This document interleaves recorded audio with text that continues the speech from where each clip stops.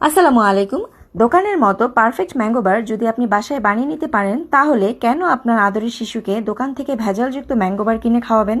বাজারে এখনও কাঁচা আম পাওয়া যাচ্ছে। যদি না বানিয়ে থাকেন তাহলে ঝটপট আপনার বাচ্চার জন্য ম্যাঙ্গো বার বানিয়ে নিতে পারেন। আমগুলোকে আমি ছোটো ছোটো পিস করে কেটে নিয়েছি যেন তাড়াতাড়ি সিদ্ধ হয়ে যায়।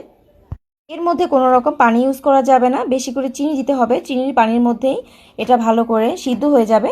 এটা সিদ্ধ হয়ে যাওয়ার পরে এটাকে আমি ভালো করে ম্যাশ করে নিব। এই আমগুলো একদমই কচি ছিল, যার কারণে এর মধ্যে কোনো রকম কোনো আঁশ ছিল না। যদি আঁশ থাকে তাহলে এটাকে চেলে নিতে হবে। তো এই মিশ্রণটা যখন ঘন হয়ে যাবে তখন একটা ট্রের মধ্যে সর্ষের তেল ব্রাশ করে নিয়ে এর মধ্যে ছড়িয়ে দিব ভালো করে চারদিকে সমান করে। এই ম্যাঙ্গো বারটা বানানোর জন্য কোনো রকম রোদের প্রয়োজন হয় না। এটা আপনি সারা রাত ফ্যানের নিচে রেখে দিলেই হয়ে যায়। তবে এটার পুরুত্বের উপর নির্ভর করে। পুরুত্ব যদি বেশি হয় তাহলে একটু বেশি সময় রাখা লাগতে পারে।